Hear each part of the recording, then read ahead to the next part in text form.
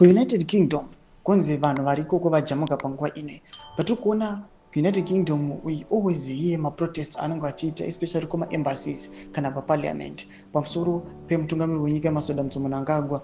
Right now tiri kunoti mana June pane zvavakagadzirawo vakamirira the first lady wenyika yeZimbabwe Auxilliary Mnangagwa vachiti aiwa toda kunoita a showdown tichibetserana aiwa nema-parliamentarians vemuUnited Kingdom vachiti aiwa these guys vanouya vachida kuupholda nekuinstilla teamwork pamwechete nemaskills kune vanhu vechidzimai, but kunyika kwavo kuri kwakunzi vari kuregera vechidiki kunyange vana vadiki vachingofa during childbirth. Sana peta mashoko abudanyirwa pana apo subscribe or like on the bell kutonga panapa panobuda this banner ramungana kutonda pa social media remutungamiri wenyika vana panobudanyirwa chiti face behind corruption, murderers, forced disappearances, human rights violations under Mnangagwa, Zimbabweans lives matter.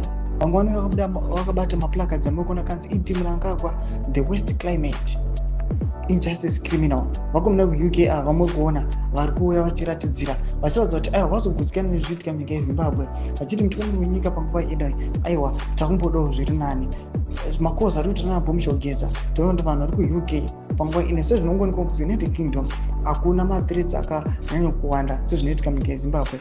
Kuti muZimbabwe izvi zviri kuitiwa izvi hamungambozvikwanisi kuzviita, munoswera makandirwa matear gas aiwa nevakakomana vemutemo vatiri kutakurai matakurwa nematrucks avo maendeswa. Masvika tiri kuona kuti United Kingdom vanhu vane that platform yekuratidzira sezvavari kuita izvi.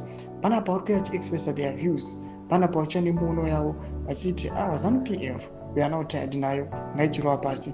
Mbotidza mafungiro enyu notikudii pamusoro pechitiko ichi. Panguva ino tona Bomshogeza aiwa akatsomana nemageneral achiti maybe ndimi responsible, why is it you are remaining quiet?